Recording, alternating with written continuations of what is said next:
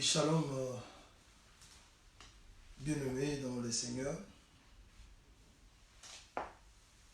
C'est un grand honneur pour nous de nous tenir encore devant vous cet après-midi avec le souci de partager la parole du Seigneur à ses élus, à ses rachetés, à son peuple que vous êtes. Nous étant des instruments, des serviteurs que Dieu a choisis pour qu'il puisse faire son travail par notre canal auprès de vous. Nous sommes disposés encore, comme je vous avais dit l'autre fois, de pouvoir mettre à votre profit cette petite grâce que Dieu nous a donnée. Que le Seigneur vous bénisse de partout où vous êtes pour votre attachement à sa parole, pour l'amour que vous manifestez vis-à-vis de ces dieux qui nous a tant aimés. Laisse-moi remercier le Seigneur pour ce service que nous allons bientôt commencer. Nous voulons que le Seigneur, notre Dieu, soit au milieu de nous, que tu commences avec nous ce service et que tu finisses, Seigneur, avec nous. Que tous ceux qui sortiront de nos bouches viennent de toi. Ne laisse pas, ô Dieu, nos bouches dire quelque chose qui ne m'amène pas de toi, Jésus. Seigneur, règne en roi en ce net moment pour parler à nos cœurs. Parce qu'il est écrit, ta parole c'est comme une épée à double tranchant. Elle sépare, elle juge le sentiment du cœur. Nous voulons que tu puisses nous juger cet après-midi au moyen de ta parole. Aide-nous, Seigneur, à rester dans le droit chemin pour n'apporter que ta pensée à ton peuple. Et donne à ton peuple les oreilles de l'esprit afin qu'ils comprennent ce qui est ton souci, ce qui est, Seigneur, ta volonté à travers ce service de cet après-midi. Au nom de Jésus-Christ, notre Dieu, nous t'avons ainsi prié. Amen. Bien-aimés, merci. Merci vraiment d'être là. Nous avons eu un petit retard parce que nous étions en prière. Et le temps de terminer et puis chercher un peu de mettre toutes choses en place. Ça nous a pris un peu quelques minutes. Nous allons présenter nos excuses parce qu'on n'a pas respecté l'heure à laquelle on devait commencer notre programme. Alors vous savez, hier, on avait promis qu'aujourd'hui nous allons pouvoir expliquer quelque chose autour de ce petit tableau. J'ai mis ce tableau avec 3 parties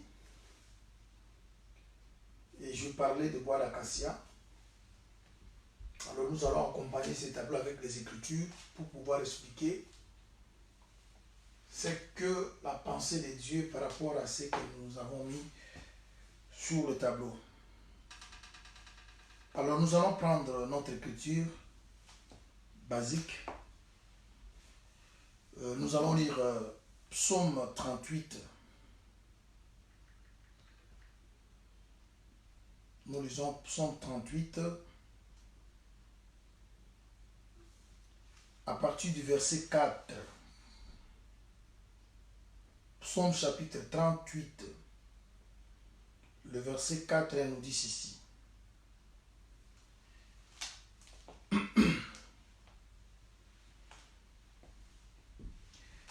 Car mes iniquités s'élèvent au-dessus de ma tête comme un lourd fardeau. Elles sont trop pesantes pour moi. Mes plaies sont infectes et purulentes, et par le fait de ma folie, je suis courbé, abattu au dernier point. Tous les jours, je marche dans la tristesse. Quand un mal brûlant dévore mes entrailles, il n'y a rien de sain dans ma chair. Je suis sans force, entièrement brisé. Le trouble de mon cœur m'arrache de gémissements. Voilà, cette écriture va nous servir de la base pour pouvoir expliquer le petit thème, le sous-thème là que nous avons mis, fourmis les plus petits dans le royaume des cieux.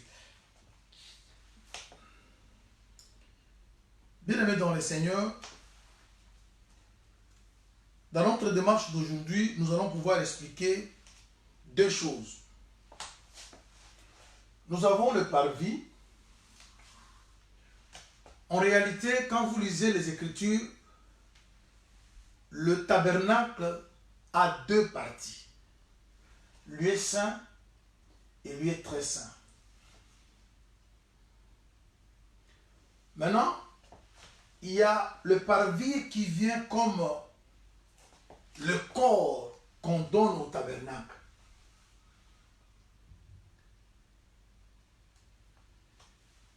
Le parvis,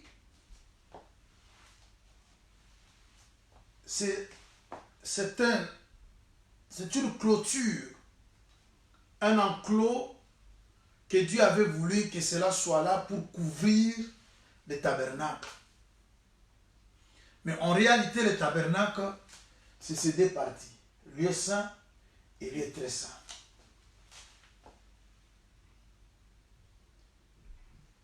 Quand nous disons que le tabernacle, c'est notre Christ, c'est notre Dieu, c'est Jésus-Christ, maintenant, quand Jésus vient pour habiter l'humanité, être Emmanuel, Dieu parmi son peuple, il a que l'âme et l'esprit. L'âme et l'esprit sont spirituels. Vous ne pouvez pas avoir une âme, vous ne pouvez pas non plus voir un esprit. À l'œil ni. Mais étant Christ, étant esprit, venant dans le monde, il devait avoir un corps. Ce corps, c'est bien le parvis. C'est pour cela que vous allez remarquer que le parvis avait 60 poteaux qui servaient de clôture. Parce que là où on mettait des tapis, parce qu'il y avait 60 poteaux tout autour du tabernacle. Je ne vais pas vraiment entrer là-bas, parce que c'est encore un enseignement très profond, mais je voulais simplement vous dire que le parvis, c'est ce qu'on avait ajouté au tabernacle pour que le tabernacle soit Emmanuel, Dieu parmi les hommes. Parce que vous verrez que le tabernacle était au milieu des tribus d'Israël. 4 tribus étaient de chaque côté, plutôt 3 tribus étaient de chaque côté. Et maintenant, le tabernacle était au milieu. Vous voyez? C'est pour nous parler déjà qu'il viendra habiter parmi son peuple. Selon que Jean a dit au commencement était la parole, elle était avec Dieu, elle était Dieu, elle s'est faite chair. Elle a habité parmi nous. Vous voyez? Quand la parole a porté la chair, c'est le parvis. Avoir 60 poteaux, c'est parler de l'humanité de Christ. Dieu devient homme. Dieu devient semblable de nous. Vous allez vous rappeler de la fille de Jephthé. Quand Jephthé a fait un vœu, il a dit, si tu me donnes la victoire, et lorsque je veux rentrer, après avoir vaincu, tout celui qui sortira le premier dans ma maison, ça sera celui-là que je vais t'offrir. Mais cependant, Jephthé n'avait qu'une seule fille, l'eunuque. Dieu lui a donné victoire. Jephthé rentre dans la joie de la victoire. C'est sa fille qui sort pour aller maintenant l'accueillir. Et Jephthé dit à son fille, tu m'as jeté mon cœur dans l'abattement. Et la fille dit, mais papa, si tu avais fait un vœu à l'Éternel, accomplis ton vœu, mais seulement, laisse-moi aller avec mes amis, mes compagnes, célébrer ma virginité pendant 2 mois. Lorsque j'aurai fini, tu auras le pouvoir de me sacrifier. Vous voyez déjà, 2 mois, c'est 60 jours. Parce que dans le calendrier de Dieu, il n'y a pas quelque chose de 31, 28, 29, non. Chaque mois a 30 jours. S'il faut avoir 2 mois, c'est avoir 60 jours. Et quand la fille de Jephthé demande à son père d'aller d'abord avec ses amis et après 2 mois, on va les sacrifier, on comprend qu'il s'agissait de Jésus dans la faiblesse, parce que quand Jésus, qui est Dieu, prend le corps, il devient une femme, il devient faible. Et ses amis, ce sont les apôtres, parce qu'il les appelait amis. Après avoir marché avec ses amis, il revient maintenant pour que le Père puisse les sacrifier. Vous voyez? Je suis allé là-bas simplement pour vous parler des 60 poteaux qui étaient au parvis. Mais ce n'est pas vraiment notre enseignement. Mais nous vous l'avons voulu simplement dire que ça parlait de l'humanité de Dieu. Dieu esprit, mais dans un corps humain. Maintenant, qu'est-ce que vous allez voir ici? Il y avait une entrée. L'entrée, il y avait un rideau. Si vous lisez, parce que ce sont ces écritures qui vont nous aider à expliquer notre écriture de Psaume 38. Si vous lisez par exemple Exode, chapitre 27, au verset 16e, on nous montre que ici, l'entrée, il y avait 4 colonnes en bois d'acacia, mais ces colonnes étaient couvertes de l'or. Mais ces colonnes avaient pour base argent.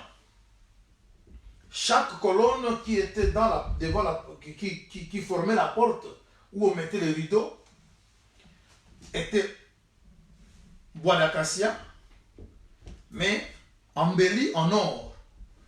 Mais sa base, c'était en argent. Très important. Parce qu'ici, les gens sont là, nous sommes dans le monde, nous sommes les païens, ainsi de suite. Nous venons dans l'errance. Mais nous voulons maintenant intégrer la maison de Dieu. Alors, nous allons trouver la porte.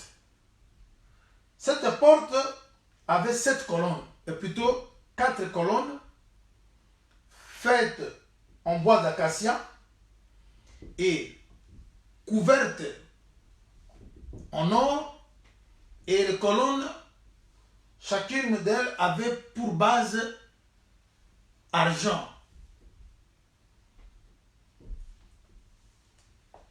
Alors, si vous entrez maintenant, vous allez trouver un autel des holocaustes qui était là,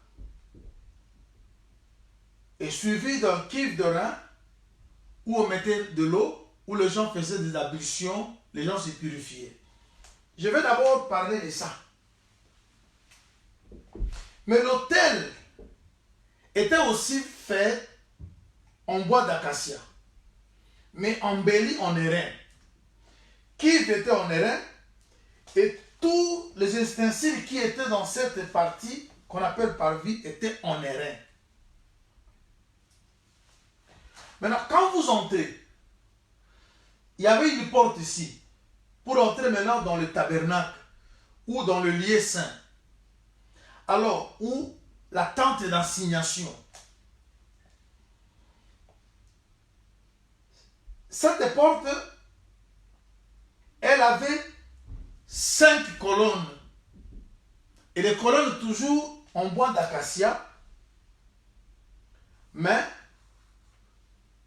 couvertes de l'or. Mais la différence c'est que la base de la colonne qui est ici, dans la porte d'entrée qui est la porte du parvis, la base est en argent, mais ici la base est en airain. Mais le bois, et c'est le bois d'acacia, couvert de l'or. Et quand vous entrez, vous allez trouver une table, bois d'acacia, mais embellie en or, et le chandelier d'or à côté. Et vous entrez maintenant, il y a un autre rideau pour trouver maintenant le lieu très saint où on trouvait l'arche de l'alliance. L'arche aussi était faite en bois d'acacia, embellie en or. Et à l'intérieur de l'arche, il y avait un vase d'or. Cette vase d'or avait 3 choses. La verge d'Aaron qui avait fleuri, la manne cachée et tablette de commandement était à l'intérieur. Alors maintenant, vous allez suivre ce qui va se passer. Toi et moi, nous sommes ici. Nous voulons aller maintenant vers Dieu. Était toutefois difficile pour que les gens aillent vers Dieu. Parce que vous allez vous rappeler que le chemin, depuis le péché d'Adam, le chemin qui conduisait vers l'arbre de vie était barricadé, était fermé. Il y avait des chérubins avec une épée flamboyante. Vous voyez? De chérubins au pluriel, mais ils avaient une épée. C'est pour cela que j'ai toujours dit que les ministres peuvent être nombreux. Parce que Jésus lui-même a dit que le champ est tellement vaste, il y a peu d'ouvriers. Nous devons prier les pères d'envoyer des serviteurs. Mais les serviteurs, même s'ils seront milliers, ils n'auront qu'une seule épée. Parce que l'épée, selon Paul, dans le livre des Éphésiens, c'est la parole. Alors, les chérubins, ils étaient là, chérubins, plusieurs, parce que déjà 2, c'est pluriel. Mais ils avaient une seule épée, un seul enseignement. C'est pour cela nous devons soutenir un seul enseignement qui est l'enseignement de Jésus-Christ. Même si nous sommes milliers de serviteurs, mais on n'a qu'un seul enseignement. Nous devons avoir le même langage. C'est comme ça que vous avez vu dans le livre de Jérusalem, ils avaient un même cœur, une même âme. Ils persévéraient dans l'enseignement, un seul enseignement, mais de plusieurs apôtres. C'est ça, une seule épée, mais avec plusieurs chérubins. C'est là où aussi on peut parler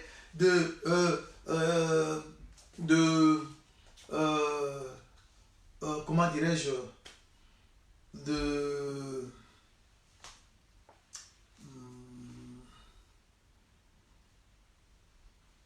vous savez, quand les ministres sont nombreux, de collèges, voilà, c'est ce que je voulais dire. Cette histoire de collège, ce n'est pas une mauvaise chose.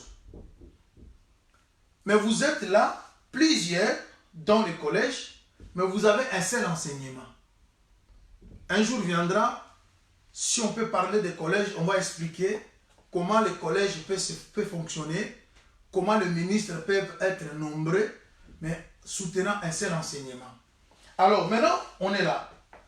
Le chemin était fermé. Personne n'avait l'accès vers Dieu. Alors, au point que Dieu devait maintenant quitter son trône. Parce qu'ici, qu'est-ce qui se passe? Dieu, il est ici il descend sur le propitiatoire, il y a le chérubin, ainsi de suite. Mais le peuple n'entre pas ici. Il doit maintenant quitter cet endroit, venir chercher le peuple ici, jusque devant la porte. Parce que cette écriture que nous avons lue, des psaumes, on nous parle, l'homme dit que mes iniquités sur moi, c'est un fardeau. Vous voyez? Il dit quoi? Mes iniquités s'élèvent au-dessus de ma tête comme un lourd fardeau. Elles sont trop pesantes pour moi. Mes plaies sont infectes et purulentes par le fait de ma folie. Je suis courbé. L'iniquité amène quelqu'un à être courbé. L'iniquité, c'est une charge. L'iniquité, ça pèse sur l'homme. C'est un fardeau. Et maintenant, c'est sur la tête. L'homme n'arrive pas à transporter. Et maintenant, ça amène l'homme à devenir courbé. Abattu au dernier point. Tous les jours, je marche dans la tristesse. Car un mal brûlant dévore mes entrailles. Il n'y a rien de sain dans ma chair. Je suis sans force. Vous voyez? Quand vous êtes sans force, ça nous parle déjà d'un peuple qui est sans force, fourni bien sûr. Mais on avait démontré que l'apôtre Paul a dit dans le livre de Romains, quand nous y étions sans force, Christ au temps marqué, il est mort pour nous. Vous voyez? On était sans force ici dehors. Lorsque le péché, l'iniquité pesait sur nous comme un fardeau, comme une charge. Et nous étions courbés. Rappelez-vous, de Luc 13, Jésus qui arrive, il trouve une femme qui était courbée pendant 18 ans. Mais la femme était une fille d'Abraham. Et Jésus le guérit de son mal. Et on dit que le diable le tenait lié. Oh, le diable, quand est-ce que le diable a pris l'autorité sur l'homme? Je crois avoir expliqué ça. C'est pendant la chute d'Adam. Adam qui chute, lui qui était né, les ténèbres entrent et la mort règne. Et tout le monde est captif. 18 ans, c'est tout le temps de l'ancienne alliance, c'est tout le temps depuis Adam jusqu'à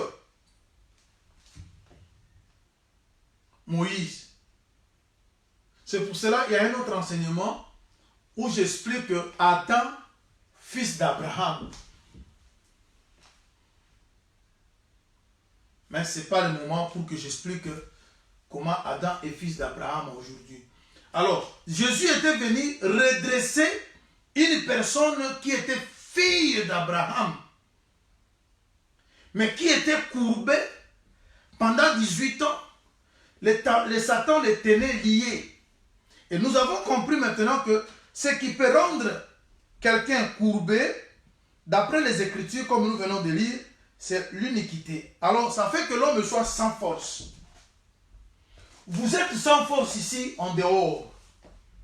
Maintenant, l'apôtre a dit que quand nous y étions sans force, Christ est mort pour nous. C'est-à-dire, la mort de Christ nous a transportés de la faiblesse à la force, de la manque de force à la possession de la force. Je crois avoir expliqué ça le jour où la femme qui avait la perte de sang est venue vers Jésus, touchant les vêtements de Jésus, la force a quitté Jésus, la force est entrée dans la femme et la perte de sang s'est arrêtée. Et la perte de sang, c'était aussi la vie du péché. Vous voyez? Maintenant, avant que vous entrez, trouvez l'autel qui est ici. Il y a la porte qui est là, mais cette porte a combien? 4 colonnes. Et le rideau qui était là, avait quoi? Avait pourpre, cramoisi, bleu et félin. C'est ce qui était ici. Les rideaux qui étaient là, le mélange des choses qui formaient les rideaux, on trouvait la couleur bleue, on trouvait cramoisi qui évoque le sang, on trouvait pourpre qui évoque la royauté, et on trouvait félin qui évoque les œuvres de saint et de justice. Oh, le monde entier était dans le péché. Il n'y a personne qui était juste pour mourir pour les autres. Il n'y a personne qui était en mesure de donner la vie aux autres. Alors il aurait fallu maintenant Dieu qui habitait cette partie vienne jusque cette partie.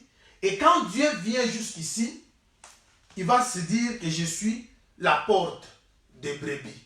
Parce que les brebis étaient dans le ronces. Les brebis étaient dans l'égarement. Alors la porte des brebis était ici. Il quitte là où il était, il arrive ici pour ouvrir, parce que le chemin était fermé. Qui pouvait ouvrir ce chemin ou cette porte? C'est seulement lui qui avait la clé. C'est pour cela Ésaïe nous parle qu'il avait la clé de la maison de David sur son épaule. Quand il ouvre, personne ne peut fermer. Et quand il ferme, personne ne peut ouvrir. C'est-à-dire, quand Dieu a fermé le chemin, il ferme le chemin, il part avec la clé. Alors, tout le temps que les prophètes circulaient, la clé n'était pas là. Et la porte ne pouvait pas être ouverte. Ne pouvait pas non plus être trouvée. Il aurait fallu maintenant qu'il ait à la fois clé, il est à la fois porte, il est à la fois celui qui ouvre. Voilà maintenant la raison qu'il a poussé de descendre. Il descend, il arrive ici, il arrive comme une porte. Mais vous allez trouver que, j'aimerais que vous lisiez une écriture. Deutéronome. Nous prenons Deutéronome chapitre 33. Quand vous lisez la prophétie de Moïse sur les enfants d'Israël, quand il arrive, c'est Joseph. Je vous parle de la lecture, faute de temps. Il dit quoi? Il dit que Joseph, sa terre, la terre de Joseph, recevra le don du ciel. La terre de Joseph va recevoir les dons du ciel. Alors, je vous amène aussi quelque part. Je vous amène dans Jean 4. Jésus qui arrive devant le puits de Jacob, où se trouvait le champ que Jacob avait donné à Joseph. Jésus qui vient maintenant racheter le champ de Joseph, qui était sous la domination de la bête à 10 cornes, à 7 têtes. Et cette terre de Joseph était à la fois, le champ était à la fois cette femme. Mais quand Jésus parle avec la femme, en lui demandant de l'eau, la femme lui dit, mais toi et nous, nous Samaritains, et vous Juifs, nous n'avons pas de relation. Pourquoi me demandes-tu de l'eau? Jésus lui dit, si tu connaissais le don de Dieu. C'est-à-dire, Jésus maintenant, sur cette terre-là de Joseph, il vient comme les dons du ciel. Et c'est pour cela, le rideau devait avoir la couleur bleue, qui évoque le ciel. C'est-à-dire, pour notre salut, le ciel était descendu. Et le ciel, c'était un don. Quand Dieu a aimé le monde, il a donné son fils unique. Vous voyez, ça c'est un don. Un enfant nous est né, un fils nous est donné. Dieu donne son fils comme un don. C'est-à-dire la prophétie de Moïse concernant la terre de Joseph. Or, Joseph, c'est l'image de Jésus. Sa terre, c'est son épouse. Il faut que l'épouse du Seigneur reçoive le don du ciel. Les dons du ciel, c'est celui qui quitte le troisième ciel pour descendre jusque sur la terre, mais en ayant en lui la couleur bleue qui représente que je viens du ciel. Parce qu'il était le pain qui descendait du ciel. Tout ce qui était venu avant lui était terrestre, mais lui était céleste. C'est la raison pour laquelle la porte qui était là devait avoir cette couleur bleue pour parler du ciel en harmonie avec la prophétie de Moïse de Deutéronome 33 sur Joseph lorsque il disait la terre de Joseph recevra le don du ciel. Et pourpre, ça expliquait que celui qui était descendu, c'était un roi. Mais un roi qui s'est caché, un roi qui est venu mourir. En venant mourir comme roi, et sur la terre, il a caché sa nature de roi et il s'est présenté comme un serviteur. Alors, vous voyez,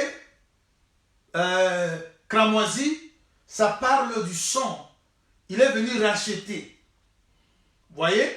Parce que nous sommes rachetés par un grand prix. Vous voyez, le sang de Jésus, c'est le prix des rachats.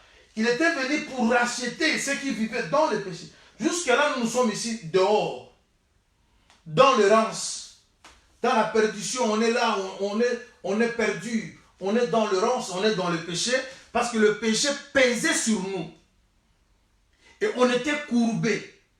Quand vous êtes courbé, c'est déjà un défaut corporel. Vous n'avez pas accès au temple. Vous ne pouvez pas entrer. Alors il faut maintenant que l'homme qui est la porte, l'homme qui est la clé, l'homme qui est tout ça, arrive jusqu'ici. Et fin là, c'est les œuvres de justice. C'est pour dire que il était injuste.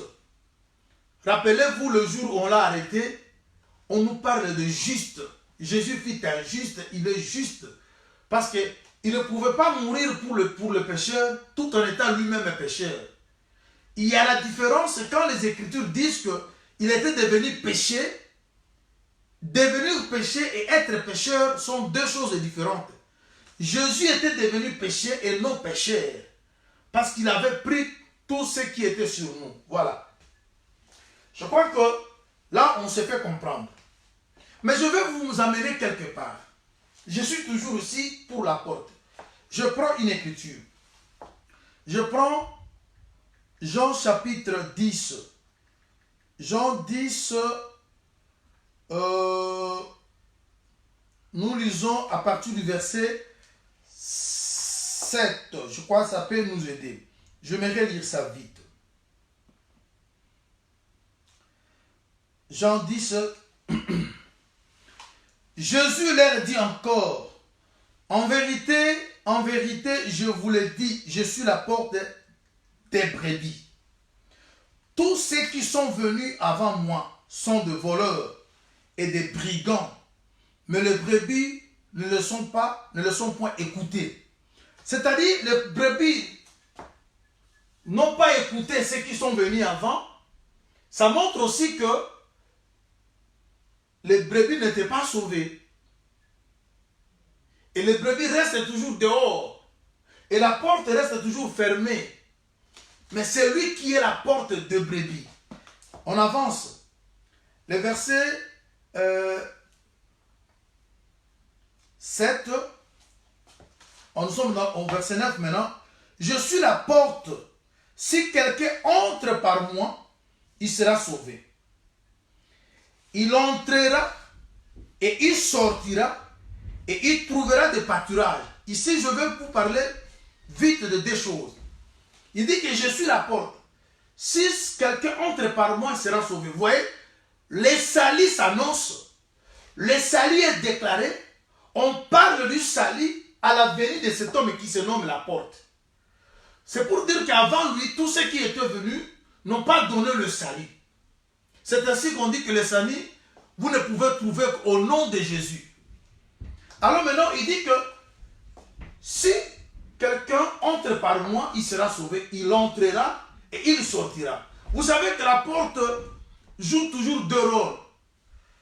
Le rôle d'entrer et le rôle de sortir. Ce Jésus-là nous aide à entrer à l'intérieur et le même Jésus nous aide aussi à sortir de quelque part. Parce que vous verrez que Jésus c'est la porte c'est l'évangile. Quand cet évangile arrive dans les ténèbres et cet évangile devient une porte pour que les gens sortent des ténèbres pour trouver de pâturage. Parce que pâturage est ici. Alors, vous qui êtes dehors, vous devez maintenant sortir et entrer quelque part. C'est-à-dire, vous entrez parce que vous êtes sortis. C'est ainsi que l'apôtre Paul dit, sortez du milieu d'eux. C'est-à-dire, quand vous sortez, regardez ce que Moïse dit, David dit dans Psaume 114. Lorsqu'Israël sortit de l'Égypte, lorsqu'Israël a quitté le peuple barbare, vous voyez, quand vous sortez, il faut qu'il y ait une porte. Et vous voyez maintenant la porte, c'était l'agneau qui était tué. Et l'agneau a permis à Israël de sortir. Cet agneau aussi était la porte pour eux d'aller maintenant vers Dieu. C'est ainsi que la porte joue deux rôles. Rôle de sortir. Quand vous sortez, c'est-à-dire vous abandonnez les ténèbres. Et maintenant vous entrez dans la lumière. Voilà. Maintenant, je vais vous parler des choses, une chose que vous allez aussi aimer, avant que nous touchions ces deux choses qui sont là.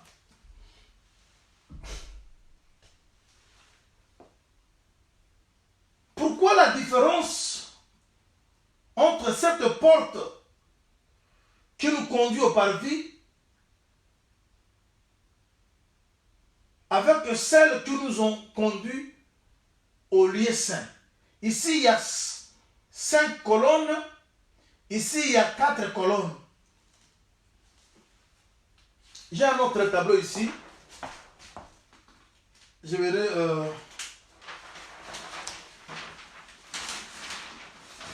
On va revenir dans notre premier tableau. Regarde. Ça, c'est la porte du parvis. Il y a combien? Il y a 4 colonnes. 1, 2, 3, 4. Quand vous avez 4 colonnes, vous avez 3 intervalles. 3 entrées. Tout ça, c'est ce qui forme la porte. Dans la porte, vous avez le chiffre 4, qui sont les colonnes. Vous avez aussi le chiffre 3, que je vais expliquer. Il y a 3 entrées pour 4 colonnes. Comme je mets mes doigts ici, si j'ai 4 doigts comme colonne, c'est-à-dire il y a 3 intervalles entre les 4 doigts, qui sont les axes, qui donnent l'accès à l'intérieur. Mais tout ça forme la porte. C'est-à-dire on a le chiffre 3 dans la porte, on a le chiffre 4 dans la porte. Maintenant ici c'est la porte qui nous introduit au lieu saint. Il y a 5 colonnes. Quand vous avez 5 colonnes, vous aurez aussi 4 intervalles, compte 4 accès. Ça, c'est toujours une porte.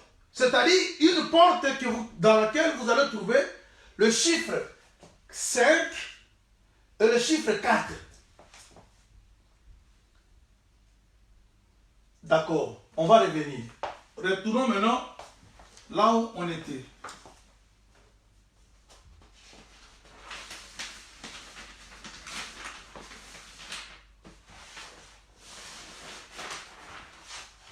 On rentre là où nous étions. Maintenant, nous prenons une écriture. Exode chapitre 22. Exode 22, nous lisons les premiers versets. Exode chapitre 22, je lis rapidement le verset 22. On dit quoi? Si un homme dérobe un bœuf ou un agneau et qu'il le gorge ou le vende, il restituera 5 bœufs pour le bœuf et 4 agneaux pour l'agneau. Voilà. C'est-à-dire, on dit quand quelqu'un, un homme, va dérober un bœuf ou un agneau, c'est-à-dire, quand on parle de où, on met l'égalité, c'est-à-dire, l'agneau c'est aussi le bœuf c'est aussi l'agneau. Mais quand il y a et de conjonction, je crois que c'est l'addition. Mais ici on dit un bœuf ou un agneau. Mais pour l'agneau, si c'était l'agneau qui était volé et égorgé ou vendu, on va restituer 4. Mais si c'est le bœuf, on va restituer 5. Et vous savez tous que l'agneau, le bœuf en question, c'est Jésus. Ça ne pose pas un problème. Mais quant à la restitution maintenant, pourquoi pour le bœuf on restitue 5 et pour l'agneau on doit restituer 4? Ça vous amène maintenant, la première porte, c'est la porte de l'agneau. Parce que celui qui est venu mourir, il est venu mourir comme un agneau. Jean-Baptiste l'a présenté. Voici l'agneau de Dieu qui ôte le péché du monde. Et c'était l'agneau qui était immolé avant la fondation du monde et non le bœuf. Parce que entre l'agneau et le bœuf, s'il faut parler de la petitesse, c'est l'agneau qui est petit. Alors le service que Jésus était venu faire, il était venu faire un service qui lui demandait la simplicité, l'effacement. Rappelez-vous d'Apocalypse 5, le lion de la tribu de Juda qui avait vaincu, il était digne d'ouvrir le livre et de rompre le sceau. Mais quand Jean regardait, il n'a pas vu le lion venir, il a vu l'agneau venir. Mais cet agneau avait 7 cornes et 7 yeux. Je crois avoir expliqué ça. C'est-à-dire, il avait toute la puissance des lions parce que les cornes, 7 cornes parlaient de la puissance. Et les 7 yeux, la Bible elle-même a expliqué, ce sont les 7 esprits de l'Éternel que Dieu a envoyés sur toute la terre. Et quand nous étions partis dans Ésaïe 11, on a compris que c'est le corps qu'on avait trouvé les 7 esprits de l'Éternel, l'esprit de sagesse, l'esprit de force, l'esprit de l'intelligence, de crainte de l'Éternel. Tout ça était dans l'agneau. Il était petit, mais il était puissant parce qu'il avait les 7 cornes. Il avait aussi les 7 yeux qui parlent de la lumière, de la vigilance, parce que l'agneau c'est un flambeau. Voilà maintenant le pourquoi des 4 colonnes à la première porte. C'est pour parler que celui qui est venu mourir, c'est un agneau. Mais cet agneau, il a 3, le chiffre 3 en lui. Parce que l'agneau avec 4, le chiffre 4, ça explique pourquoi. Rappelez-vous du livre d'Ézéchiel. Quand Apocalypse parle, il nous parle des êtres vivants. Le premier être avait la face de lion, suivi de veau, le troisième de l'homme et quatrième de l'aigle. Mais quand vous rentrez chez Ézéchiel, Ézéchiel dit ceci. Chaque être vivant avait 4 faces. C'est-à-dire, les lions avaient aussi la face de veau, de l'aigle, ainsi de suite. C'est-à-dire qu'il était venu comme la porte, il était un agneau, mais il avait en lui 4 faces. Parce qu'il devait combattre, il était venu livrer un combat. Il s'est fait faible, mais il était puissant. Paul l'a expliqué, la faiblesse de Dieu, elle est plus forte que la force des hommes. C'est-à-dire, vous voyez directement la face de lion dans la faiblesse de Dieu. Il n'était pas seulement veau, il était... Je crois que l'homme qui l'a expliqué aussi clairement, c'est le frère Paul. Dans le livre de Philippiens, dans le chapitre 2, si je ne me trompe pas, à partir du verset 5, il dit « Ayez en vous le sentiment qui était en Jésus-Christ. Lui qui existait en forme de Dieu, vous voyez, le trône est là.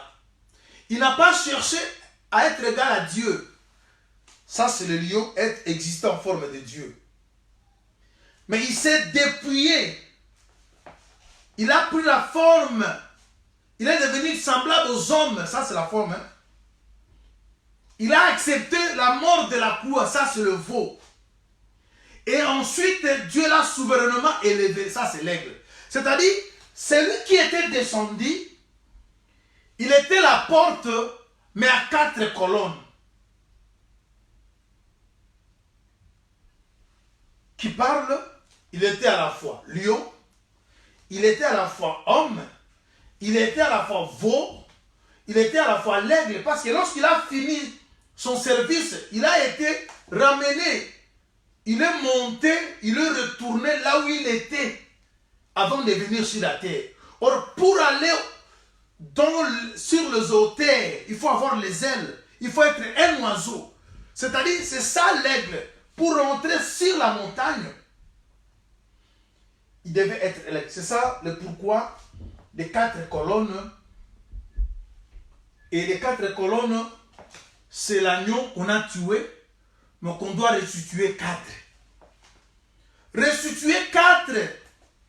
Aujourd'hui, vous savez que si vous remontez à l'Éden qui était un jardin, ce jardin était arrosé par 4 bras du fleuve. Vous savez que le fleuve, c'est déjà Jésus. Mais pour arroser un jardin, il y a 4 bras. C'est ainsi que le frère Paul pourrait dire, il faut que tous les saints connaissent avec, que vous connaissiez avec tous les saints, c'est que la largeur, la longueur, la hauteur et la profondeur de Dieu. Vous voyez, ce sont les 4 bras.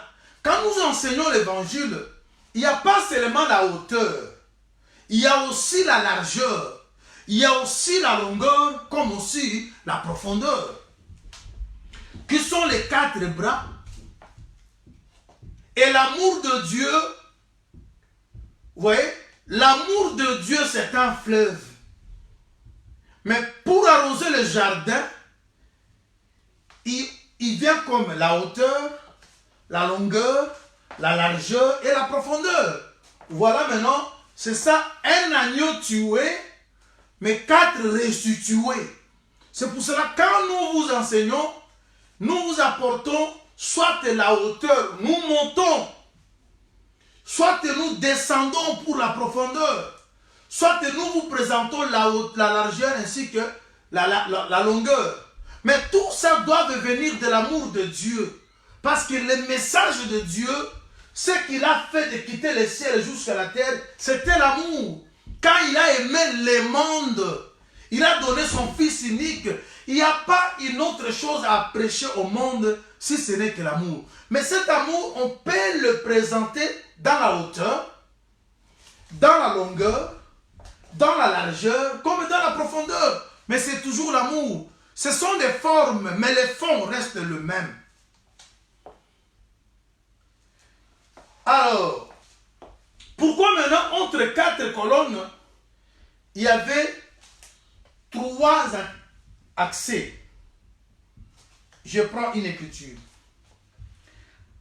Actes des Apôtres, chapitre 2, nous lisons le verset 36. Acte 2, 36. Je suis là. Je prends acte D et je cherche verset 36. Le verset est là. Écoutez ce que l'écrivain nous dit. Ça, c'était le discours de notre frère Pierre après avoir reçu le Saint-Esprit. Et dans son discours, il arrive sur cette place, il dit que toute la maison d'Israël sache donc avec certitude que Dieu a fait Seigneur et Christ, vous voyez, Seigneur et Christ est de conjonction, c'est-à-dire on additionne. C'est Jésus que vous avez crucifié. C'est-à-dire la porte qui était venue vers nous, il était à la fois Seigneur comme Père, Christ comme Esprit et Jésus comme Fils, vous voyez. C'est-à-dire dans un seul corps de Jésus qui est la porte, on trouve le Père, le Fils et l'Esprit. C'est ça, le 3 entrées entre 4 colonnes pour que vous y entrez maintenant dans le parvis. Jésus la porte. Il descend avec la clé. Il ouvre. Qu'est-ce qu'il dit? Je prends Matthieu 11. Matthieu 11. Nous commençons au verset 17. Matthieu chapitre 11. Je suis dans le verset 17.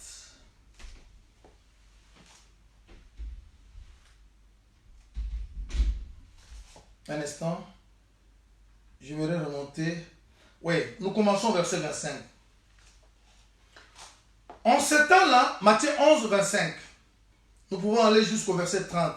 Peut-être je n'aurai pas terminé la lecture pour gagner un peu de temps, mais vous notez. En ce temps-là, Jésus prit la parole et dit, je te loue Père, Seigneur du ciel et de la terre. Vous comprenez déjà que Père, c'est le Seigneur. Seigneur du ciel et de la terre, de ce que tu as caché ces choses aux sages et aux intelligents, et de ce que tu les as révélés aux enfants. Oui, Père, je te loue de ce que tu l'as voulu ainsi. Toutes choses m'ont été données par mon Père, et personne ne connaît le Fils si ce n'est le Père, et personne non plus connaît le Père si ce n'est le Fils et celui à qui le Fils veut le révéler. Venez à moi, vous tous qui êtes fatigués et chargés, je vous donnerai du repos. Vous voyez, il arrive ici, il explique aux gens qui sont dehors que toutes choses, le Père lui a donné. Le Père lui a donné toutes choses. Alors, il appelle maintenant le fatigué, le chargé, de venir à lui. Et vous voyez déjà que Psaume 38 nous a expliqué que ce qui nous rend fatigués, c'est la charge du péché de l'iniquité qui pèse sur nos têtes. Là, nous sommes ici. Tous ceux qui sont venus avant n'ont pas pu nous introduire dans la présence de Dieu. Et la porte est restée fermée parce que la clé était entre le maître de Dieu lui seul. Ça attendait que lui vienne avec la clé. Moïse ne pouvait pas en faire entrer les gens. Abraham non plus. Tout ce monde-là était dans le rang, c'était là, dormait, ils attendaient que la porte soit ouverte. Maintenant, quand la porte est venue, il dit que je suis la porte des brebis. Maintenant, il voit les brebis chargées. Il les appelle d'entrer. Il dit quoi? Venez à moi, vous tous qui êtes fatigués et chargés, et je vous donnerai du repos. Prenez mon joug sur vous et recevez mes instructions quand je suis doux et humble de cœur. Et vous trouverez du repos pour vos âmes. mon joug est doux et mon fardeau est léger. Il vient de charger les gens qui sont chargés, mais il leur propose de prendre encore un autre joug. Le joug, c'est un morceau de bois. C'est une pièce de bois qu'on met sur le chevaux, ainsi de suite, pour le traîner comme ça.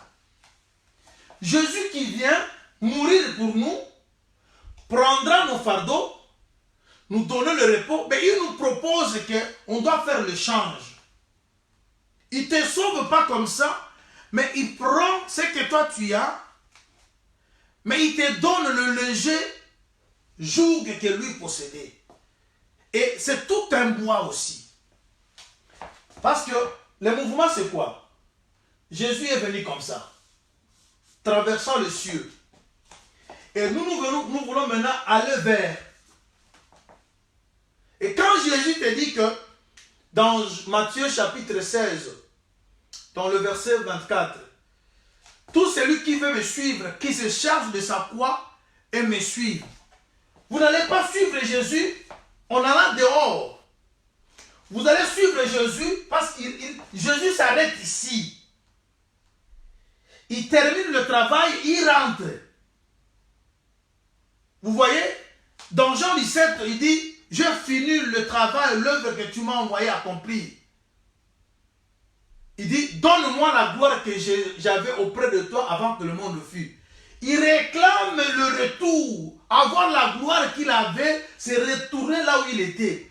C'est ainsi que l'Apocalypse dit que quand l'enfant fut né, l'enfant fut enlevé vers son Dieu et sur son trône. Et il nous fait la promesse dans Apocalypse 3, il dit, c'est lui qui vaincra, je le ferai asseoir sur mon trône, comme moi j'ai vaincu, et je me suis assis sur le trône de mon Père. C'est-à-dire, il termine, il a vaincu où? Il a vaincu à la croix. Il finit de vaincre, il rentre. Maintenant, il dit à tout celui qui veut le suivre, de prendre les jougs. Les jougs que vous allez prendre, ce n'est pas autre chose. C'est la prédication de la croix. Parce que le joug, c'est le bois. Alors Jésus lui-même dit que celui qui veut me suivre doit se charger de sa croix et me suivre. Vous allez prendre la prédication de la croix, vous allez la prendre ici et partir avec ça jusque là-bas. Alors, je vais dire quelque chose vite. On aura tout un problème de minutes, mais ce n'est pas grave. Le colonne d'ici avait de base d'argent. Vous voyez? Argent sur le rachat. Mais c'est différent aux colonnes qui sont ici, plutôt les bases. Les bases des colonnes ici étaient en airain, mais ces bases ici étaient en argent. C'est pour dire que le rachat doit se faire ici. Alors, le poteau était en bois d'acacia. Très important. Autel, bois d'acacia. Poteau, bois d'acacia. Bois d'acacia. Bois d'acacia. Bois d'acacia.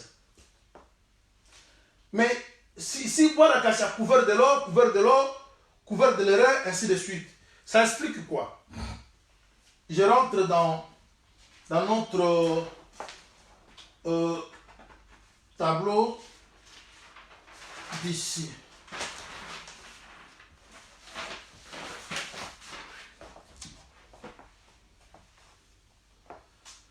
Dans le lieu très saint, dans l'arche qu'on appelait arche de l'alliance, il y avait ça. Il y avait un vase d'or. Et à l'intérieur duquel on trouvait verge d'Aaron, manne. C'est là-bas qu'on parle de la manne cachée, parce que Dieu avait ordonné à Israël de prendre la manne et de conserver la manne dans le vase d'or et à l'intérieur de l'arche de l'alliance et de tablette de commandement. Lorsque le vase est dans l'arche de l'alliance, il est vase d'or.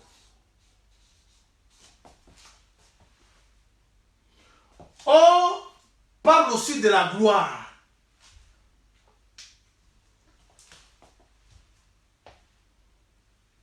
Vous voyez, quand Jésus dit, toutes choses m'ont été données par mon Père. C'est-à-dire, l'arche de l'alliance qui était en bois d'acacia, mais embellie en or, c'est le Père. Et le vase d'or à l'intérieur de l'arche, c'est le Fils. Parce que le Fils a dit tout haut, je suis sorti du Père. Moi et le Père, nous sommes un. Celui qui m'a vu a vu le Père. Et il dit que toutes choses m'ont été données par mon Père. C'est-à-dire, il était même les entrailles du Père. Vous voyez? Parce que les entrailles de la miséricorde nous a visités d'en haut. C'est-à-dire, Jésus être les entrailles, Jésus est le vase d'or dans l'arche. C'est-à-dire, les entrailles de l'arche, c'est ce vase d'or. Et vous trouverez que dans l'arche de l'alliance, il n'y avait rien. Tout ce que l'arche pouvait posséder était dans le vase. C'est pour dire que c'est depuis le ciel que tout était remis au Fils. Alors vous verrez qu'il y a la verge d'Aaron qui avait fleuri, il y a la manne, il y a les tablettes de commandement. Tablette de commandement, c'est la parole. Vous voyez, au commencement était la parole. La parole était avec Dieu. La parole était Dieu. La parole s'est faite chair. Vous voyez, c'est le Fils maintenant qui était au commencement. Il était avec le Père. Il était la parole. Il doit maintenant venir sur la terre se faisant chair. C'est pour cela quand il arrive sur la terre, pour purifier un lépreux, la vase doit être la vase de terre. De terre ou de airain.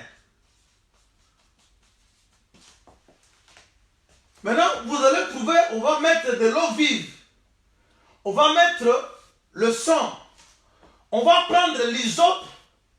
On va prendre les cèdres et l'oiseau vivant. C'est pour dire que Jésus qui est vase d'or, pour délivrer le monde, il s'est fait vase d'argent. Vase d'usage vil. Je crois que Paul l'a parlé dans le livre de Timothée. Dans une maison, il n'y a pas seulement des vases d'or et d'argent. Il y a aussi des vases de bois et des vases de terre. Les uns sont pour l'usage d'honneur et les autres pour l'usage vil. C'est-à-dire Jésus était devenu vase d'usage vil pour nous sauver. Vous voyez? Et la Bible nous dit dans le livre des Corinthiens, Dieu a confondu les sagesses du monde en prenant les gens qui étaient rien, afin de confondre les sages. Vous voyez? C'est-à-dire Jésus, en venant dans le monde, il s'est rabaissé comme une fourmi qui était rien, un petit. Mais dans cette fourmi qui est Jésus, qu'est-ce qui se passe? Jésus a le cèdre. Cèdre, c'est la grandeur. Hysope, c'est la petitesse.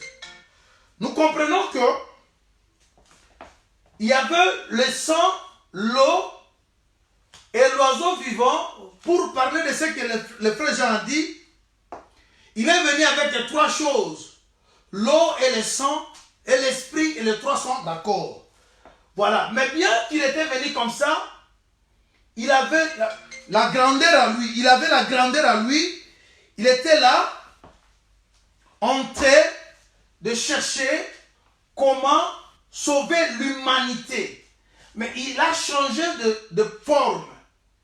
Il n'était plus vase d'or, il devient vase de rein ou de terre.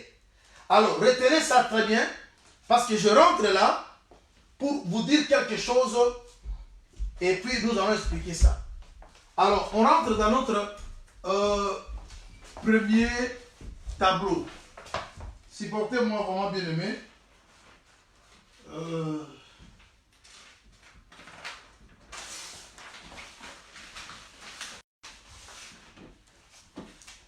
Voilà, nous sommes dans notre premier tableau. Voilà, je vais prendre une écriture et lire avec vous. Je vais lire une écriture qui va nous aider. Alors, dans Matthieu, qu'est-ce que nous avons remarqué? Jésus a dit, vous qui êtes fatigués et chargés, venez. Et je vous donne quoi? Mon joug. Les fatigués sont les pécheurs. Ils viennent de partout. Qui les accueille? L'agneau. Cet agneau, c'est le vase de terre. Maintenant, il avait en lui quoi? Le sang, l'eau, l'hysope, cèdre et l'oiseau vivant. Maintenant, qu'est-ce que vous allez remarquer? Ça, il faut que je puisse dire aujourd'hui, sinon vous allez risquer d'être un peu dérangé. Ça, ce sont des pains. 12 pains qu'on mettait sur la table de pain de proposition. À côté ici, c'est le chandelier qui donne la lumière. Mais ici, c'est l'arche de l'alliance. Avec le vase, 3 choses à l'intérieur. Manne cachée.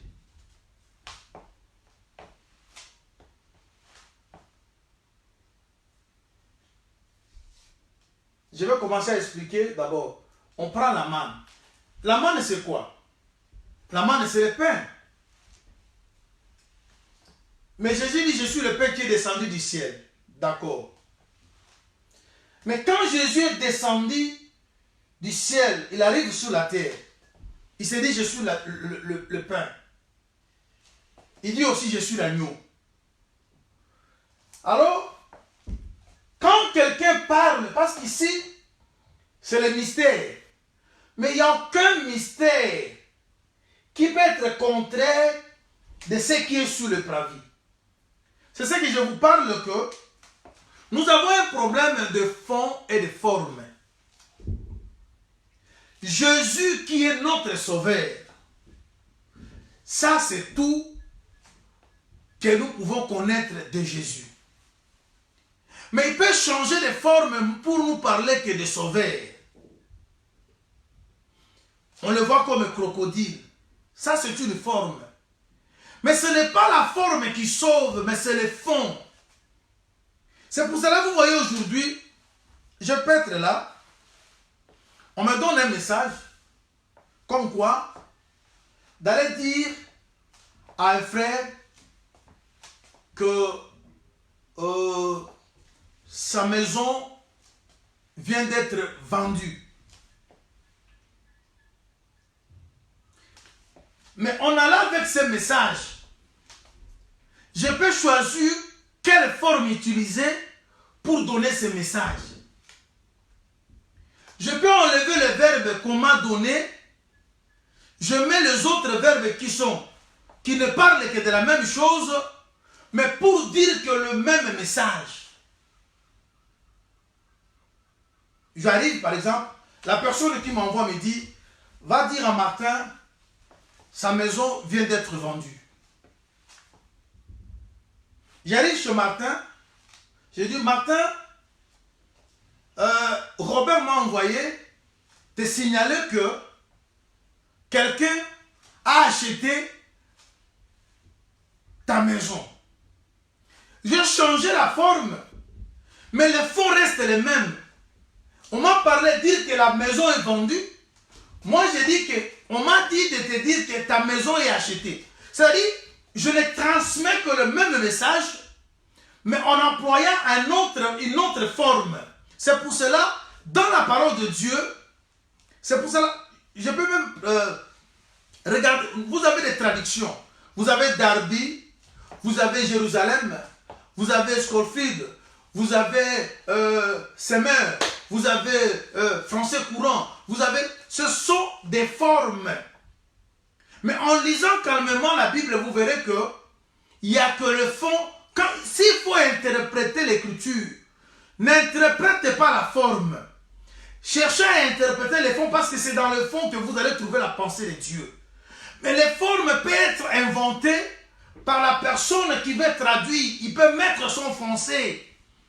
Ne nous dis pas que le français qui est employé dans la Bible que tu lis, c'est ça. Ça peut être une forme. C'est pour cela que vous voyez des gens qui disent que moi j'aime pas cette Bible-là. Son français est un peu compliqué. Et ça c'est la forme. Mais le problème c'est le fond. Alors le fond c'est quoi? Le fond c'est le bois. À partir d'ici, du parvis jusqu'au lieu très saint, c'est toujours le même bois acacia. Mais quand Acacia arrive ici pour faire le travail de rachat, il accepte d'être couvert par Airain. Parce qu'Airain représente le jugement. Mais ce n'est pas que Jésus qui était à la croix mourir n'est plus Dieu. Bien qu'il a pris cette forme-là d'humilité, mais il reste Dieu. Dans le fond, il reste Dieu. Parce que quand il a rendu l'âme, ceux qui le croyaient comme un prophète, ceux qui le voyaient seulement comme un petit, ils ont compris qu'il était Dieu. Voyez? Parce qu'en lui, le fond restait, sa nature de Dieu restait. Mais la forme qu'il avait prise, ça a permis de faire ce travail. C'est pour cela, quand on prêche que Jésus l'agneau, repentez-vous et croyez au Seigneur Jésus-Christ, ne dites pas que ça, c'est rien. Parce que vous ne prêcherez rien si ce n'est que Jésus. Tout ce que vous allez parler, si chandelier, pain, ça sera que Jésus. Je vous explique. Ici, vous avez la manne cachée. Mais la manne qui est là, c'est le pain, n'est-ce pas? Mais ici, vous allez trouver le pain. C'est toujours la même chose. Vous allez trouver qu'ici, il y a 12 pains.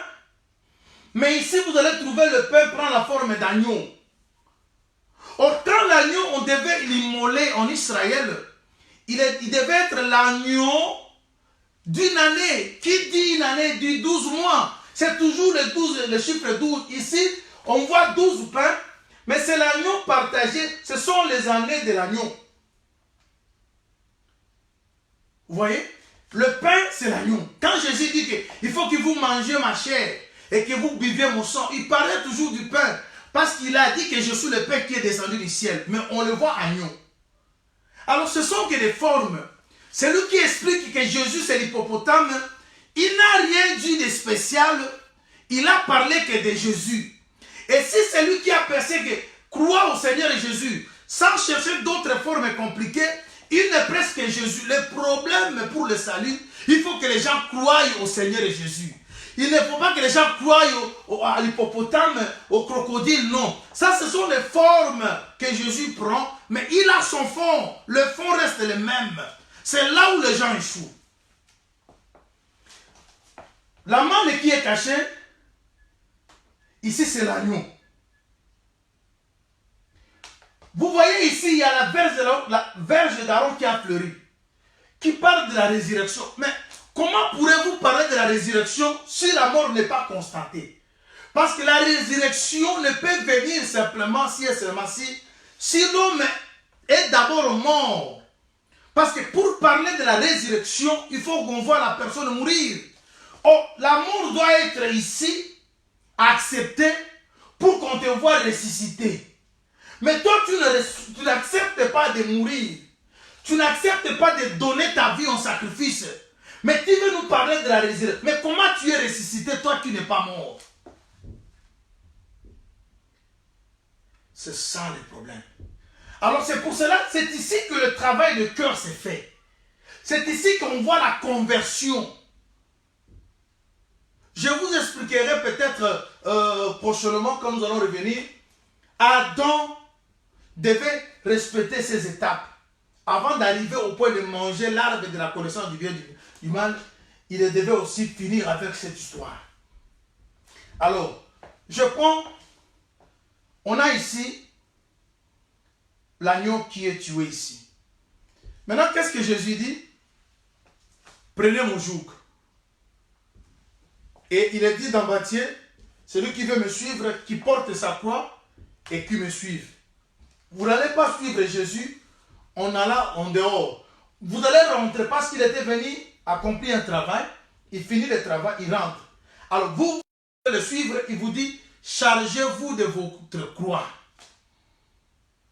Mais la croix, c'est quoi? La croix que nous portons, ce n'est pas une croix physique, c'est une prédication.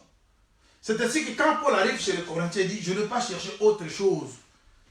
Je cherchais que la prédication de la croix. Bien aimé, il dit que d'autres ils marchent en ennemi de la croix.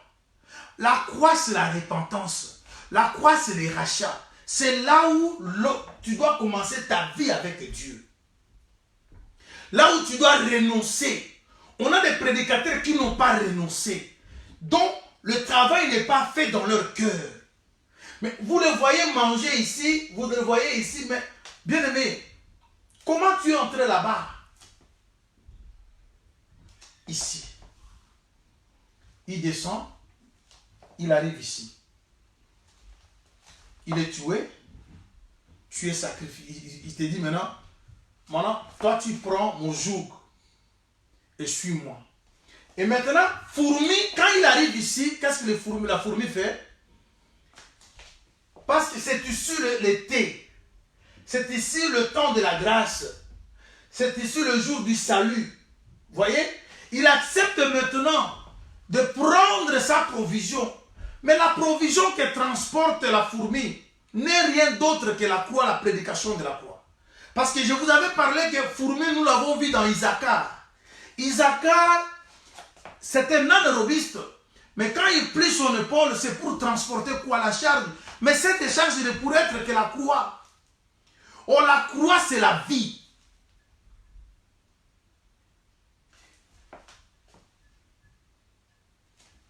Alors, remarque maintenant. Maintenant, quand vous acceptez, cuve de rein qui est là, c'est l'eau de baptême. Bien aimé, détrompez-vous. L'enseignement de baptême, quand vous enseignez quelqu'un à accepter Jésus, ou à s'engager, ou à être baptisé, ça ne demande pas des choses si compliquées. Paul a dit que je ne suis pas venu avec une supériorité de langage. Je n'ai pas aussi cherché une autre chose. Si ce n'est que Jésus-Christ crucifié. Quelqu'un qui vient chez vous, il dit que non, vous l'acceptez, vous le recevez. Mon frère, tu viens d'où? Oh, moi j'étais dans une assemblée comme ça. C'est là-bas que je connais Christ. Attends, tu n'as pas connu Christ. Dans quel enseignement? Oh. Parce que tu ne peux pas dire que tu as connu Christ tout en étant je sais quoi, je sais où. Laisse-moi vous dire une chose. Vous savez, Israël, il quitte Canaan, il va en Égypte, il poursuit le blé, parce qu'il y avait la famine. Mais si vous regardez les Écritures, ils avaient leur troupeau, ils pouvaient manger la viande, ils avaient des fruits, parce que Jacob a envoyé 6 produits de différents fruits à Joseph, par des canons de ses enfants. C'est-à-dire, quand il parle de la faim, cette faim, c'est un tel langage. Il manquait que le bleu. Ils avaient des troupeaux, ils avaient des fruits. Mais quand ils n'ont pas le bleu c'est le serment de la parole.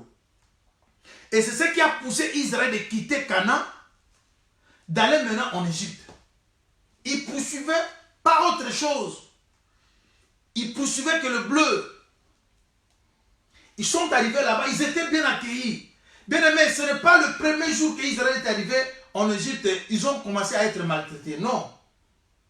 Ils ont aussi vécu de bons moments. Jusqu'à la mort de Joseph. Quand Joseph est mort, un autre pharaon est venu. Celui qui n'avait pas connaissance de Joseph. C'est ainsi qu'Israël a commencé à souffrir. Ils ont maintenant désiré quitter. Mais regardez le jour où Israël sortait. Ils n'ont pas laissé la pâte qu'ils avaient. ils sont sortis avec d'autres choses. Ils ont pris les vêtements, ils ont pris le vase d'or, le vase d'argent. Ils ont même demandé ça aux femmes égyptiennes. C'est pour dire ceci. Tu étais dans une église quelconque. On t'a enseigné craindre Dieu, ne volez pas, ne commettez pas l'adultère. Toutes ces choses-là. Quand vous venez en Jésus, nous ne pouvons qu'ajouter, ne laissez pas ça là-bas. Tu étais dans telles églises, tu assistais l'œuvre de Dieu par tes revenus. Quand tu es béni, tu penses à l'œuvre de Dieu. Tu donnais tes parts aux hommes de Dieu. Tu payais des loyers pour l'église. Tu étais une femme et un homme de prière. Tu jeûnais des fois. Mais quand tu arrives, on te dit que tout ce que tu as connu là-bas, il n'y a rien qui était de Dieu. Mais c'est faux. Moi, j'ai des écritures. Quand vous dites qu'Égypte, c'est le monde, mais Égypte leur a donné quelque chose aussi. Il fut un moment où ils étaient bons. Ils mangeaient bien. Mais quand ils ont remarqué que l'enseignement n'est plus comme il était, ils sont sortis. C'est comme ça qu'on sort dans une église. Mais quand vous quittez une église, n'abandonnez pas tout ce que vous avez pris là-bas si vous voyez que ça ne contredit pas l'enseignement. Rejetez ce qui est mauvais, mais ajoutez maintenant. Mais quelqu'un qui vient déjà, on a prêché, parce que je vous dis, nous avons dans notre évangile des prédicateurs. Il y a ceux qui croient au port de bijoux. Il y a ceux qui ne croient pas. Mais on marche ensemble avec eux. Mais cependant, d'autres églises ne croient même pas à ça. Nous les disons qu'ils ne peuvent jamais avoir quelque chose de Dieu. Alors, au jour où Dieu va vous éclairer, si un groupe croit que port de bijoux c'est bien, un autre groupe dit non, je dis qu'un jour, parce que la vérité ne peut pas être de deux côtés et les gens se diviser. C'est-à-dire, l'un des groupes aura la vérité. Alors, qu'est-ce que nous allons dire à ceux-là qui sont dans l'erreur aujourd'hui? Est-ce qu'ils n'étaient pas les nôtres? Ils n'étaient pas enfants de Dieu? On a des prédicateurs qui ont même des bagues de mariage, mais qui n'ont pas de traces dans les Écritures où on peut avoir une bague de mariage comme l'alliance. Il n'y en a pas. Mais ils prêchent l'évangile avec ça. Nous ne disons pas qu'ils sont païens. Bien aimé, on évolue, on est dans la marche. Acceptez aussi les autres. Mais ceux que vous voyez qui sont dans l'erreur, essayez de leur ajouter. Mais ceux que vous voyez qui sont corrects, construisez au-dessus de ça. Parce que vous aussi, vous ne connaissez pas tous. Nous avons toujours des problèmes au milieu de nous. Des fois, nous n'arrivons pas à régler. Alors, regardez maintenant. Tout ça, c'est quoi? Parce que les gens pensent que le pain qui est mangé ici, il est différent de l'agneau qui est ici. Mais c'est faux. Le pain que vous voyez ici, 12, c'est toujours l'agneau de 12 mois d'une année. C'est toujours le même pain qui est là, qu'on appelle le manne caché. Le commandement que vous voyez ici, c'est la parole faite chair. La parole qui était descendue ici n'est pas différente de celle qui est restée là-bas. Ne pensez pas que tu auras Dieu, tu seras avec Dieu quand tu seras. Il faut commencer avec Dieu ici. Dieu, il arrive ici, il guérit, il dit, prends le joug et suis-moi. Quand quelqu'un arrive, nous avons bien aimé, c'est pour cela que je vous avais dit l'autre fois, ces prédicateurs, tous ceux qui se disent grands dans notre évangile, s'ils sont sincères, leur histoire commence en 1980. Avant ça, ils étaient en Bethel. Il y a ceux qui prêchent aujourd'hui tout avec le même baptême là qu'ils ont eu de Bethel. Mais qui n'était pas aussi un faux baptême. Mais sauf que vous avez trouvé qu'il y a d'autres choses qui ne marchaient pas. Vous avez quitté. Mais ce qui était bon, sortez avec ça. Israël est sorti comme ça. Ils étaient en train de préparer leurs pâtes. Quand ils n'ont pas laissé ces pains-là, ils sont partis avec ça. Le pain devait, la pâte ils ont emballé leurs pattes. Ils ont pris d'autres choses qu'ils trouvaient nécessaires. C'est-à-dire, quand on vous a enseigné, on ne commet pas l'adultère, fouillez l'impudicité, faites ceci. Ne dis pas que l'homme et ils ont mal péché, mais l'impudicité physique, même dans notre enseignement, c'est interdit. Mais si quelqu'un t'a prêché de ne pas injurier, de ne pas commettre l'impudicité, en quoi cette histoire est mauvaise? Pour que tu dises que non, tout ce que m'a prêché là-bas n'ont pas de sens. Écartez ce qui est mauvais. La Bible dit la prophétie, il ne faut pas la mépriser. Examinez. Prenez ce qui est bon, rejetez ce qui est mauvais. Et nous voyons aujourd'hui, il y a ceux qui étaient d'abord, dans les années passées, dans des groupes de prière, ils priaient beaucoup. Ils se sacrifiaient, ils craignaient Dieu. Mais aujourd'hui, ils ont dit que non, ça c'est faux, tout c'est faux. Mais regardez la vie qu'ils mènent aujourd'hui. Ils pensent que prêcher que le pain d'ici et chercher à prêcher le pain qui est là, sans voir la vue de sacrifice qui était ici, ils verront Dieu. Parce que c'est ici que les choses commencent. C'est pour cela, je vous avais dit, alors un frère qui m'avait demandé le baptême des catholiques. Ce baptême est déjà contraire parce que on baptise quelqu'un qui est bébé et dans le nom du Père, du Fils et du Saint-Esprit, le baptême c'est l'engagement. À moins que la personne lui-même, parce qu'il y a une autre chose, le baptême c'est mon salut. Moi je te dis que j'ai eu le baptême au nom de Jésus, dans l'eau qui coule. Toi tu me dis que c'est le beau baptême. Oh. Mais moi je dis, mais est-ce que c'est ton problème? Même quand l'apôtre Paul posait la question à ses bien-aimés là concernant le baptême, regardez très bien. Il leur a dit, avez-vous reçu le Saint-Esprit quand vous étiez baptisés? Ils ont dit, on n'a même pas entendu qu'il y ait un Saint-Esprit. Vous voyez, c'est là où l'apôtre Paul leur demande de quel baptême vous étiez baptisés. Il dit le baptême de Jean. Il dit non, Jean a prêché le baptême de repentance. Des fois, les gens parlent de ça sans expliquer pourquoi le baptême de Jean, c'était le baptême de repentance. Mais le baptême que nous prêchons aussi, c'est le baptême de repentance. Mais le baptême de Jean, le repentance, c'est par rapport à quoi? La mission des gens, c'était la mission de préparer Israël à recevoir Jésus. Alors, Israël était déjà, comme je vous avais dit hier, dans la fosse. Les serviteurs, les conducteurs d'Israël ont amené Israël dans une fosse. Ils étaient déjà entre les mains de la bête. Ils devaient se repentir pour retourner à la loi. Ils ne devaient pas aller à la grâce. Parce que Jésus devait les trouver à Sichem. Jésus devait trouver Israël dans la loi. Parce que Jésus est né dans la loi. Il devait aussi mourir dans la loi. Leur repentance, c'était de retourner à la loi.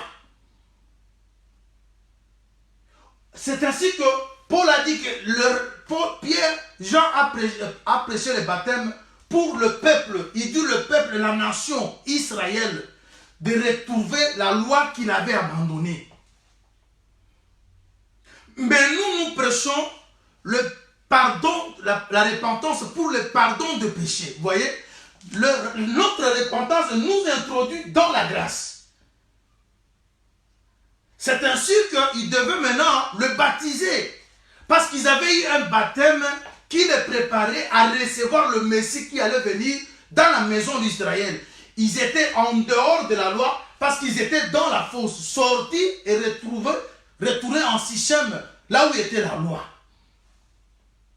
Les gens les disent sans comprendre, ils lisent les Écritures sans avoir le sens de l'Écriture. C'est ça le problème. Bien aimé, quand quelqu'un arrive, recevez-les. Recevez-les. S'il avait des choses correctes, 2 ou 3, vous ajoutez ce que la personne manque. Ne cherchez pas à tout renverser pour dire que non, c'est moi qui est l'alpha et l'oméga dans la vie de la personne. On fait une œuvre de la complémentarité. Je reviendrai ici, je vais arrêter pour aujourd'hui, pour expliquer quelque chose. Quand Salomon voulait construire le temple de Dieu, il avait besoin de bois de cèdre. Mais les gens qui ont coupé le bois pour Salomon, ils n'étaient pas juifs. Il est allé chercher d'autres personnes qui savaient couper le bois. Pendant que, parce qu'en Israël, il n'y avait pas de gens capables de faire ce travail. Maintenant, il leur a proposé, je vais vous donner ce que vous manquez. Le bleu et l'huile. C'est très important. Nous échouons beaucoup dans nos églises. Qu'est-ce qui se passe? On a du mal à aller gagner quelqu'un fraîchement du monde. On ne sait pas couper un cèdre. Parce que vous venez qu'avec des histoires trop élevées, mais vous ne savez pas chercher quelqu'un avec des choses dans la simplicité pour que l'homme entre ici dans le parvis. On a seulement, toi tu pries où? Est-ce qu'on vous a enseigné l'hippopotame? Toi tu es où? Mais tout ça c'est rien. Mais on a difficulté d'aller couper les bois dans la forêt. Cherchez quelqu'un qui ne connaît pas Dieu. Il est totalement païen, il ne connaît rien absolument. L'amener en Christ. On a des difficultés. Parce que tout le monde devait être docteur. Tout le monde devait voler. Tout le monde devait aller dans la hauteur. Mais il y a la hauteur, il y a aussi la profondeur. Mais il y a la longueur, il y a aussi la largeur. Tout ça arrose les jardins. Voilà, bien-aimés dans le Seigneur. Nous sommes là. La fourmi était dehors. On l'a accepté. Il entre dans la première porte, qui est Jésus. Il croise la croix. Il porte la croix. Maintenant, il va suivre Jésus. Elle va arriver maintenant devant la deuxième porte. Le temps me manque pour le dire aujourd'hui. Alors, bien aimé dans le Seigneur, la vie commence ici. Tout ce que vous voyez là sont ici. Le pain, la manne cachée, c'est l'agneau. L'arche de l'alliance fait en bois d'acacia. Ici, c'est la bois d'acacia. Mais le bois a changé simplement. Il a pris maintenant un rein pour dire que je suis venu me sacrifier. Je crois que je vous ai montré ici, dans ce chemin. C'est par là que je termine. Vous voyez, le vase était en or quand il était dans le ventre, comme entraille. Mais quand le ventre est venu au parvis pour purifier, le vase a changé la forme, devient de terre ou de rein, pour être brisé. Vous voyez? Mais c'est là-bas qu'il avait tout de Dieu. Quand il finit, il dit dans Jean 17, donne-moi la gloire que j'avais auprès de toi. L'or, c'est la gloire. Mais quand il s'est rabaissé, il devient quelque chose d'usage vil. C'est pour ça l'apôtre Paul dirait, pour gagner, parmi les faibles, je me faisais faible. Descendons aussi avec les choses élémentaires. Ça nous manque beaucoup. L'amour. Regardez dans le foyer. Regardez dans l'église. Le ministre est même. Parce que c'est l'amour qui est descendu. L'amour est descendu jusqu'à la porte pour nous amener au ciel. Mais si l'église, il n'y a pas l'amour, il n'y a pas le pardon, il n'y a que des soupçons, il n'y a que des guerres, il n'y a que des tueries, il n'y a que des montages. Même si vous enseignez tout ce que vous enseignez là, parce qu'il est écrit, l'amour c'est le lien de la perfection. L'amour résume tous les commandements. Quand tu aimes Dieu, tu ne peux pas haïr ton frère. C'est ainsi que le commandement était 10. Mais dans les deux tablettes, 6 commandements montraient comment l'homme devait aimer son prochain. Car 6, c'est le chiffre d'homme. 4, ça parlait comment l'homme peut aimer Dieu. Mais Israël est descendu, le 10 tribus, Pétra, le troupeau, mais Benjamin et Joseph, comme l'amour, aimer Dieu, aimer les prochains, sont restés avec le Père. Et on a vu qu'il y avait la haine parce que l'amour n'était pas avec eux. Ils dirigeaient les troupeaux, mais la haine était là. Parce que l'amour, c'était Joseph. L'amour du prochain. Benjamin, c'est aimer Dieu. Les deux étaient restés. Il y a des gens qui conduisent le peuple sans amour. Parce que c'est l'amour. Quand les sacrificateurs arrivent, sur sa tunique, on trouve 12 pierres sur le cœur. C'est dans le cœur qu'on porte le chant. Ce n'est pas dans les cahiers. Est-ce que dans le cœur, tu as tes frères? Et sur l'épaule qu'on porte aussi Voilà, bien-aimé, c'est ça le problème. Alors, détrompez-vous avec tout ce que vous... Bien-aimé, quand la révélation, Dieu nous a fait aussi grâce. S'il faut voler, on vole. Mais on ne peut pas voler pour voler. Il faut qu'on ait des soubassements. On vole pour amener le peuple où? Regardez les gens. Il n'y a pas l'amour. Le message qui rassemble les gens, il n'y en a pas. Alors je veux que nous prions. Voilà maintenant. Le Seigneur dit, celui qui est plus petit, parmi ceux qui sont nés de femmes, il n'y a personne qui est plus grand que Jean-Baptiste. Mais cependant, le plus petit dans le royaume de Dieu est plus grand que lui. Or, le plus petit, c'est qui? Quand vous lisez Matthieu chapitre 5, le plus petit dans le royaume, c'est celui qui vient abolir la loi. Il a dit que si quelqu'un enlève quelque chose de la loi et enseigne les gens de faire le contraire, il sera le plus petit. Et c'est bien Jésus qui était venu abolir cette loi en disant, vous avez appris ceci, moi je vous enseigne comme ça. C'est lui le plus petit. Mais il était plus grand. Il s'est rabaissé pour devenir grand. Parce qu'en lui, il y avait le cèdre. Bien-aimé, fais-toi petit, Dieu te fera grand. C'est ça le message du Seigneur. Alors, on s'arrête là pour aujourd'hui. Soyez bénis, nous allons prier le Seigneur. J'aimerais que nous demandions l'amour de Dieu. Parce que si Dieu est venu vers nous, c'est l'amour. Si Dieu est devenu comme nous, c'est l'amour. Il n'y a pas un autre message qui peut nous amener au ciel si ce n'est que l'amour. Parce que l'amour résume tout. Nous devons prier le Seigneur de déposer dans nos cœurs l'amour. L'amour esquisse tout, l'amour croit tout, l'amour pardonne. L'amour ne soupçonne jamais le mal. C'est l'amour qui manque dans le monde. Prions le Seigneur. Nous disons merci à toi, éternel, le grand Dieu. Tu es tellement grand. Cet après-midi, tu es venu vers nous avec un langage d'un père. Chercha comment nous ramener dans le chemin. Yahweh, nous voulons être comme toi tu es, parce que tu nous as dit à travers ton serviteur d'avoir le sentiment que tu avais. Toi qui existais en forme de Dieu, mais tu n'as pas cherché à être égal à Dieu. Tu t'es dépouillé. Aide-nous, Seigneur, à nous effacer. Que l'amour s'installe dans nos cœurs, dans nos couples, dans nos foyers, dans nos églises, dans nos ministres qui nous prêchent la parole de Dieu, dans les fidèles qui viennent dans nos églises. Quand on va s'aimer, le monde saura que nous sommes de toi. Parce que tu as aimé vous les uns les autres et le monde saura que vous êtes de moi. Car l'amour, c'est le lien de la perfection. Et Yahweh, l'amour ne périt jamais. L'amour ne passe pas. Toutes choses passeront, mais l'amour est éternel. Je te dis merci. Accompagne ton peuple. Toi qui es amour, sois leur bannière, leur protection, leur sécurité. Au nom de Jésus-Christ, j'ai supplié. Amen. Que Dieu vous bénisse. On se retrouve, si possible, samedi, mais nous allons signaler. Que Dieu vous bénisse.